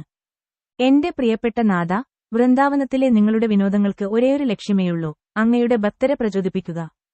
വൃന്ദാവനത്തിലെ നിങ്ങളുടെ വിനോദങ്ങളെ ഒരാൾ ഭൗതികമായി കാണുന്നുവെങ്കിൽ അവൻ വഴിപിഴച്ചവനാണ്. എന്റെ പ്രിയപ്പെട്ട കൃഷ്ണ, അങ്ങയെ പരിഹസിക്കുകയും ഒരു സാധാരണക്കാരനെപ്പോലെ നിനക്കു ഭൗതിക ശരീരമുണ്ടെന്ന് അവകാശപ്പെടുകയും ചെയ്യുന്നവരെ ഭഗവദ്ഗീതയിൽ അസുരന്മാരും വിഡ്ഢികളുമായിട്ടാണ് വിശേഷിപ്പിക്കുന്നത്. നിങ്ങൾ എപ്പോഴും അതീന്ദ്രിയമാണ്. ഭക്തരില്ലാത്തവർ നിങ്ങളെ ഭൗതിക സൃഷ്ടിയായി കണക്കാക്കുന്നതിനാൽ അവർ വഞ്ചിതരാകുന്നു. ഒരു സാധാരണ പശുപാലകന്റെ സാദൃശ്യമുള്ള ഈ ശരീരം നിങ്ങൾ യഥാർത്ഥത്തിൽ സ്വീകരിച്ചത് നിങ്ങളുടെ ഭക്തരുടെ ഭക്തിയും അതീന്ദ്രിയമായ ആനന്ദവും വർദ്ധിപ്പിക്കുന്നതിന് മാത്രമാണ്. എന്റെ പ്രിയ കർത്താവേ, തങ്ങൾ ഇതിനകം ദൈവത്തെ അറിഞ്ഞിട്ടുണ്ടെന്നോ അല്ലെങ്കിൽ അവരുടെ സാക്ഷാത്കാരത്തിലൂടെ അവർ സ്വയം ദൈവമായി മാറിയെന്നോ അവകാശപ്പെടുന്ന ആളുകളെക്കുറിച്ച് എന്താണ് പറയേണ്ടതെന്ന് എനിക്കറിയില്ല. എന്നെ സംബന്ധിച്ചിടത്തോളം എന്റെ ശരീരം, മനസ്സ്, വാക്കുകൾ എന്നിവ കൊണ്ട് എനിക്ക് നിങ്ങളെ അറിയാൻ കഴിയില്ലെന്ന് ഞാൻ സത്യസന്ധമായി സമ്മതിക്കുന്നു. എനിക്ക് നിന്നെക്കുറിച്ച് എന്ത് പറയാൻ കഴിയും? അല്ലെങ്കിൽ എന്റെ ഇന്ദ്രിയങ്ങൾ കൊണ്ട് എനിക്ക് നിന്നെ എങ്ങനെ അറിയാനാകും? ഇന്ദ്രിയങ്ങളുടെ അധിപനായ എന്റെ മനസ്സുകൊണ്ട് പോലും എനിക്ക് അങ്ങയെക്കുറിച്ച് പൂർണ്ണമായി ചിന്തിക്കാൻ കഴിയുന്നില്ല. ഭൗതിക ലോകത്ത് ആർക്കും നിങ്ങളുടെ ഗുണങ്ങളും പ്രവർത്തനങ്ങളും ശരീരവും മനസ്സിലാക്കാൻ കഴിയില്ല. അങ്ങയുടെ കൃപയാൽ മാത്രമേ നീ ആരാണെന്ന് ഒരു പരിധിവരെ മനസ്സിലാക്കാൻ കഴിയൂ. ഈ പ്രപഞ്ചത്തിന്റെ അധിപൻ ഞാനാണെന്ന് ചിലപ്പോൾ ഞാൻ തെറ്റിദ്ധരിച്ചാലും എന്റെ പ്രിയപ്പെട്ട നാഥ, നീയാണ് മുഴുവൻ സൃഷ്ടിയുടെയും പരമേശ്വരൻ. ഞാൻ ഈ പ്രപഞ്ചം ഭരിച്ചേക്കാം, എന്നാൽ അവയെ ഭരിക്കുന്ന അസംഖ്യം പ്രപഞ്ചങ്ങളും എണ്ണമറ്റ ബ്രഹ്മാക്കളും ഉണ്ട്. എന്നാൽ നിങ്ങൾ എല്ലാവരുടെയും അധിപനാണ്. എല്ലാവരുടെയും ഹൃദയത്തിലെ പരമാത്മൻ എന്ന നിലയിൽ നിങ്ങൾക്കെല്ലാം അറിയാം. അതിനാൽ എന്നെ ഒരു സമർപ്പിത ദാസനായി സ്വീകരിക്കാൻ ഞാൻ നിന്നോട് അപേക്ഷിക്കുന്നു. നിങ്ങളുടെ സുഹൃത്തുക്കളെയും കാളക്കുട്ടികളെയും ആസ്വദിക്കുന്നതിനിടയിൽ നിങ്ങളെ ശല്യപ്പെടുത്തുന്ന എന്റെ കുറ്റം നിങ്ങൾ ക്ഷമിക്കുമെന്ന് ഞാൻ പ്രതീക്ഷിക്കുന്നു. ഇപ്പോൾ നിങ്ങൾ ദയയോടെ എന്നെ അനുവദിക്കുകയാണെങ്കിൽ ഞാൻ ഉടൻ തന്നെ പിൻവാങ്ങും. അങ്ങനെ എന്റെ സാന്നിധ്യമില്ലാതെ നിങ്ങൾക്ക് അവരോടൊപ്പം ആസ്വദിക്കാം. എന്റെ പ്രിയ ഭഗവാൻ കൃഷ്ണ, അങ്ങയുടെ നാമം തന്നെ അങ്ങ് ആകർഷകനാണെന്ന് വ്യക്തമാക്കുന്നു. സൂര്യന്റെയും ചന്ദ്രന്റെയും ആകർഷണം നിന്നിൽ നിന്നാണ്. സൂര്യന്റെ ചാരുതയാൽ നിങ്ങൾ ജാഡ് രാജവംശത്തിന്റെ നിലനിൽപ്പിനെ മനോഹരമാക്കുന്നു. ചന്ദ്രന്റെ ചാരുതയാൽ നിങ്ങൾ ഭൂമിയുടെയും ദേവതകളുടെയും ബ്രാഹ്മണരുടെയും പശുക്കളുടെയും സമുദ്രങ്ങളുടെയും ശക്തി വർദ്ധിപ്പിക്കുന്നു. അങ്ങയുടെ പരമമായ ആകർഷണം നിമിത്തം കംസൻ തുടങ്ങിയ അസുരന്മാർ നശിക്കുന്നു. അതിനാൽ സൂക്ഷ്മമായ പരിഗണനയ്ക്ക് ശേഷം ഈ സൃഷ്ടിയിലെ ആരാധനയ്ക്ക് യോഗ്യനായ ഒരേയൊരു ദൈവമാണ് ഞാൻ എന്ന നിഗമനത്തിലെത്തി. ഈ ഭൗതിക ലോകത്തിന്റെ നാശം വരെ എന്റെ വിനീതമായ പ്രണാമം സ്വീകരിക്കുക. ഈ ലോകത്ത് സൂര്യൻ പ്രകാശിക്കുന്നിടത്തോളം ദയവായി എന്റെ വിനീതമായ പ്രണാമം സ്വീകരിക്കുക. ഈ പ്രപഞ്ചത്തിന്റെ അധിപനായ ബ്രഹ്മാവ് പരമപുരുഷനായ കൃഷ്ണനോട് അഗാധവും ആദരവോടെയും പ്രണാമം അർപ്പിച്ച ശേഷം 3 പ്രാവശ്യം പ്രദക്ഷിണം ചെയ്ത് ബ്രഹ്മലോകമെന്നറിയപ്പെടുന്ന തന്റെ വാസസ്ഥലത്തേക്ക് മടങ്ങാൻ തയ്യാറായി. ഭഗവാൻ ബ്രഹ്മാവിനോട് പോകാൻ നിർദ്ദേശിച്ചു. ബ്രഹ്മാവ് പോയയുടനെ ശ്രീകൃഷ്ണ ഭഗവാൻ യമുനാതീരത്തേക്ക് മടങ്ങിയെത്തി. അപ്രത്യക്ഷമായ ദിവസം അതേ സ്ഥലത്തുണ്ടായിരുന്ന തന്റെ പശുക്കിടാക്കളോടും ഗോപാലകരോടും വീണ്ടും ചേർന്നു. ഉച്ചഭക്ഷണം കഴിച്ചുകൊണ്ടിരിക്കുമ്പോൾ കൃഷ്ണ തന്റെ സുഹൃത്തുക്കളെ യമുനയുടെ തീരത്ത് ഉപേക്ഷിച്ചു. കൃത്യം 1 വർഷത്തിനുശേഷം അദ്ദേഹം തിരിച്ചെത്തിയെങ്കിലും ഒരു നിമിഷത്തിനുള്ളിൽ അദ്ദേഹം തിരിച്ചെത്തിയെന്ന് ഗോപാലകർ കരുതി. കൃഷ്ണന്റെ വിവിധ ഊർജ്ജങ്ങൾ പ്രവർത്തിക്കുന്നത് ഇങ്ങനെയാണ്. ഭഗവദ്ഗീതയിൽ കൃഷ്ണൻ വ്യക്തിപരമായി എല്ലാവരുടെയും ഹൃദയത്തിൽ വസിക്കുന്നുവെന്നും ഓർമ്മിക്കുന്നതിനും മറക്കുന്നതിനും കാരണമാകുന്നുവെന്നും പറയുന്നു. എല്ലാ ജീവജാലങ്ങളും ഭഗവാന്റെ പരമമായ ഊർജ്ജത്തിന്റെ ഭരണത്തിൻ കീഴിലാണ്. ചിലപ്പോൾ അവർ ഓർക്കുന്നു, ചിലപ്പോൾ അവർ തങ്ങളുടെ ശാശ്വതമായ സ്വാഭാവിക സ്ഥാനം മറക്കുന്നു. ഇങ്ങനെ നിയന്ത്രിച്ചിരുന്ന സുഹൃത്തുക്കൾക്ക് 1 വർഷം മുഴുവനും യമുനാതീരത്ത് ഉണ്ടായിരുന്നില്ലെന്നും അവർ ബ്രഹ്മാവിന്റെ മയക്കത്തിലാണെന്നും മനസ്സിലാക്കാൻ കഴിഞ്ഞില്ല. കൃഷ്ണൻ അവരുടെ മുമ്പിൽ പ്രത്യക്ഷപ്പെട്ടപ്പോൾ അവർ ചിന്തിച്ചു. എന്നാൽ ആ കൃഷ്ണൻ വേഗം മടങ്ങിപ്പോയി. തങ്ങളുടെ പിക്നിക്കിൽ നിന്ന് കൃഷ്ണൻ പോകാൻ ആഗ്രഹിക്കുന്നില്ലെന്ന് കരുതി അവർ ചിരിക്കാൻ തുടങ്ങി. അവർ വളരെ സന്തോഷത്തോടെ അവനോട് പറഞ്ഞു, പ്രിയ കൃഷ്ണ, നീ ഇത്ര പെട്ടെന്ന് തിരിച്ചു വന്നല്ലോ. ഞങ്ങൾ ഇതുവരെ ഭക്ഷണം കഴിച്ചിട്ടില്ല, ഒരു കഷണം പോലും കഴിച്ചിട്ടില്ല. അതിനാൽ വന്ന് ഞങ്ങളുടെ കൂടെ ഭക്ഷണം കഴിക്കൂ. കൃഷ്ണ പുഞ്ചിരിച്ചു. അവരുടെ ക്ഷണം സ്വീകരിച്ച് സുഹൃത്തുക്കളുടെ കൂട്ടത്തിൽ രുചിയോടെ ഭക്ഷണം കഴിക്കാൻ തുടങ്ങി. ഭക്ഷണം കഴിച്ചുകൊണ്ടിരിക്കുമ്പോൾ അയാൾ ചിന്തിച്ചു, ഞാൻ ഒരു നിമിഷം കൊണ്ട് തിരിച്ചെത്തി എന്ന ധാരണയിലാണ് ആ ആൺകുട്ടികൾ. പക്ഷേ ഞാൻ 1 വർഷം മുഴുവനും ബ്രഹ്മാവിന്റെ നിഗൂഢ പ്രവർത്തനങ്ങളിൽ പങ്കെടുക്കുന്നത് അവർക്കറിയില്ല. കൃഷ്ണനും സുഹൃത്തുക്കളും ഉച്ചഭക്ഷണം കഴിച്ച ശേഷം അവർ തങ്ങളുടെ വ്രജഭൂമ ഭവനങ്ങളിലേക്കുള്ള മടക്കയാത്രയിൽ പശുക്കിടാക്കളുമായി പുറപ്പെട്ടു. വഴിയിൽ ഒരു വലിയ പാമ്പിന്റെ രൂപത്തിലുള്ള അകാസുരന്റെ ശവശരീരം കണ്ട് അവർ സന്തോഷിച്ചു. കൃഷ്ണൻ വ്രജഭൂമിയിലേക്ക് മടങ്ങുമ്പോൾ വൃന്ദാവന നിവാസികളെല്ലാം അവനെ നോക്കി. കാട്ടുപൂക്കളാൽ അലങ്കരിച്ച ഒരു മയിൽപീലി തന്റെ തലയിൽ പതിഞ്ഞിരുന്നു. അദ്ദേഹത്തിന്റെ കഴുത്തിൽ ഒരു പുഷ്പമാല തൂക്കി ഗോവർദ്ധന കുന്നിലെ ഗുഹകളിൽ ശേഖരിച്ച നിറമുള്ള കളിമണ്ണ് കൊണ്ട് അദ്ദേഹത്തിന്റെ ശരീരം വരച്ചു. ഗോവർദ്ധൻ കുന്ന് പ്രകൃതിദത്തമായ റെഡ് ഓക്സൈഡുകൾക്ക് പേരുകേട്ടതാണ്. കൃഷ്ണനും സുഹൃത്തുക്കളും അവ ഉപയോഗിച്ച് പരസ്പരം വരച്ചു. ഓരോ ഇടയന്മാർക്കും എരുമക്കൊമ്പ് കൊണ്ട് നിർമ്മിച്ച ഒരു കുഴൽ, ഒരു വടി, ഓടക്കുഴൽ എന്നിവ ഉണ്ടായിരുന്നു. ഓരോരുത്തർക്കും അവരവരുടെ പശുക്കിടാക്കളെ പേരിട്ട് വിളിച്ചു. ഗോപാലകർ കൃഷ്ണന്റെ അത്ഭുതകരമായ പ്രവർത്തനങ്ങളിൽ അഭിമാനം കൊള്ളുന്നതിനാൽ അവർ ഗ്രാമത്തിൽ പ്രവേശിക്കുമ്പോൾ അവനെ പാടിച്ചു.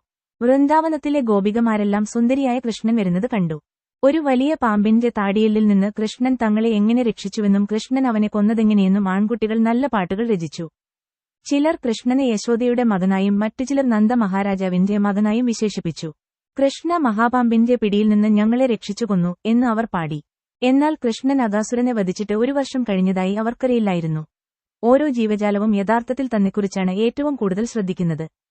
വീട്, കുടുംബം, സുഹൃത്തുക്കൾ, രാജ്യം, സമൂഹം, സമ്പത്ത്, പ്രശസ്തി തുടങ്ങിയ ബാഹ്യ സാഹചര്യങ്ങൾ ജീവിയുടെ സംതൃപ്തിക്ക് രണ്ടാം സ്ഥാനമാണ്. അവർ സ്വയം ആനന്ദം നൽകുന്നതുകൊണ്ട് മാത്രമാണ് അവർ ആനന്ദിക്കുന്നത്. ഇക്കാരണത്താൽ മനുഷ്യൻ സ്വയം കേന്ദ്രീകൃതനാണ്. ഭാര്യ, കുട്ടികൾ, സുഹൃത്തുക്കൾ തുടങ്ങിയ ബന്ധുക്കളെക്കാൾ തന്റെ ശരീരത്തെയും തന്നെയും ഇഷ്ടപ്പെടുന്നു. ആരെങ്കിലും ആസന്നമായ അപകടത്തിലാണെങ്കിൽ ആദ്യം അവർ സ്വയം രക്ഷിക്കാൻ ശ്രമിക്കുന്നു, തുടർന്ന് മറ്റുള്ളവരും.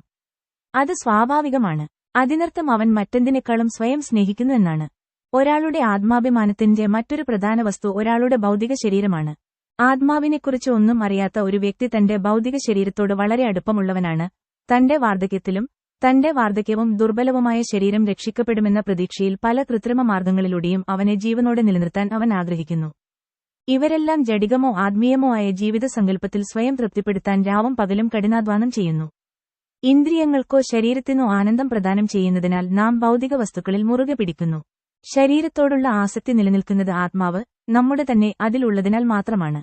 പിന്നീട് ഒരാൾ കൂടുതൽ പുരോഗമിക്കുമ്പോൾ ആത്മാവ് കൃഷ്ണന്റെ ഭാഗവുമായതിനാൽ ആനന്ദം നൽകുന്നുവെന്ന് ഒരാൾ അറിയുന്നു. ആത്യന്തികമായി കൃഷ്ണനാണ് ആനന്ദം നൽകുന്നതും ആകർഷകമായതും. അവൻ എല്ലാവരുടെയും പരമാത്മാവാണ്. ഇത് നമ്മെ പഠിപ്പിക്കാൻ അവൻ ഇറങ്ങിവന്നു. അവൻ തന്നെ എല്ലാവരെയും ആകർഷിക്കുന്ന കേന്ദ്രമാണെന്ന് നമ്മോട് പറയുന്നു. കൃഷ്ണന്റെ വികാസം കൂടാതെ ഒന്നും ആകർഷകമാകില്ല. പ്രപഞ്ചപ്രകടനത്തിൽ ആകർഷകമായ എന്തെങ്കിലും ഉണ്ടെങ്കിൽ അത് കൃഷ്ണനാണ്. അതിനാൽ എല്ലാ സന്തോഷത്തിന്റെയും ഉറവിടം കൃഷ്ണനാണ്. കൃഷ്ണൻ എല്ലാടിന്റെയും സജീവ ഘടകമാണ്. വളരെ പുരോഗമിച്ച അതീന്ദ്രിയവാദികൾ എല്ലാം അവനുമായി ബന്ധപ്പെട്ട് കാണുന്നു. ഒരു മഹാഭാഗവതൻ അല്ലെങ്കിൽ അത്യധികം പുരോഗമിച്ച ഭക്തൻ ചലിക്കുന്നതും ചലിക്കാത്തതുമായ എല്ലാ ജീവജാലങ്ങളിലും സജീവമായ ഘടകമായി കൃഷ്ണനെ കാണുന്നു എന്നാണ്. അതുകൊണ്ട് കൃഷ്ണനുമായി ബന്ധപ്പെട്ട് അവനെല്ലാം പ്രപഞ്ചഭാവത്തിൽ കാണുന്നു. കൃഷ്ണന്റെ അഭയം എല്ലാമായിരിക്കുന്ന ഒരു അനുഗ്രഹീത വ്യക്തി ഇതിനകം തന്നെ മോക്ഷം നേടിയിട്ടുണ്ട്. ഇനി ഭൗതിക ലോകത്ത് ജീവിക്കുന്നില്ല. ഭഗവദ്ഗീതയിൽ ഇത് സ്ഥിരീകരിക്കുന്നു. കൃഷ്ണഭക്തി സേവനത്തിൽ ഏർപ്പെടുന്ന ഒരാൾ ബ്രഹ്മഭൂത എന്ന ആത്മീയ തലത്തിലാണ്. കൃഷ്ണൻ എന്ന നാമം തന്നെ ഭക്തിയും വിമോചനവും ഉണർത്തുന്നു. കൃഷ്ണന്റെ താമരപാദങ്ങളിൽ അഭയം പ്രാപിക്കുന്ന ഏതൊരാളും അജ്ഞതയുടെ സമുദ്രം കടക്കാൻ വിധിക്കപ്പെട്ട കപ്പലിൽ പ്രവേശിക്കുന്നു. അവനെ സംബന്ധിച്ചിടത്തോളം ബൃഹത്തായ ഭൗതിക പ്രകടനം ഒരു കാളക്കുട്ടിയുടെ കുളമ്പിന്റെ കാൽപ്പാടിലെ ഒരു കുളത്തോളം ചെറുതായി മാറുന്നു. കൃഷ്ണൻ എല്ലാ മഹാത്മാക്കളുടെയും അഭയവും അതുപോലെ ഭൗതിക ലോകങ്ങളുടെ അഭയവുമാണ്. കൃഷ്ണാവബോധത്തിലുള്ള ഒരാൾക്ക് വൈകുണ്ഠമോ ആത്മീയ ലോകമോ വിദൂരമല്ല. ഓരോ തിരിവിലും അപകടം ഭീഷണിപ്പെടുത്തുന്ന ഒരു ഭൗതിക ലോകത്തിലല്ല അത്തരമൊരു വ്യക്തി ജീവിക്കുന്നത്. കൃഷ്ണഭഗവാൻ തന്റെ ഗോപാലകരായ സുഹൃത്തുക്കളുമൊത്തുള്ള വിനോദങ്ങളും അവരോടൊപ്പം യമുനാനദീതീരത്ത് ഭക്ഷണം കഴിച്ചതും ബ്രഹ്മാവ് തന്നോട് പ്രാർത്ഥിച്ചതും ഈ വിവരണങ്ങൾ അതീന്ദ്രിയമാണ്. അവ ശ്രവിക്കുകയോ വായിക്കുകയോ ജപിക്കുകയോ ചെയ്യുന്ന ഏതൊരാൾക്കും അവരുടെ എല്ലാ ആത്മീയ ആഗ്രഹങ്ങളും നിറവേറ്റപ്പെടും. കൃഷ്ണന്റെ ബാല്യകാല വിനോദങ്ങളും ബലരാമനോടൊപ്പമുള്ള കളികളും വൃന്ദാവനത്തിലെ ഗോപാലകരും ഇങ്ങനെ വിവരിച്ചു. കൂടുതൽ വീഡിയോകൾക്കായി ദയവായി ചാനൽ സബ്സ്ക്രൈബ് ചെയ്യുക.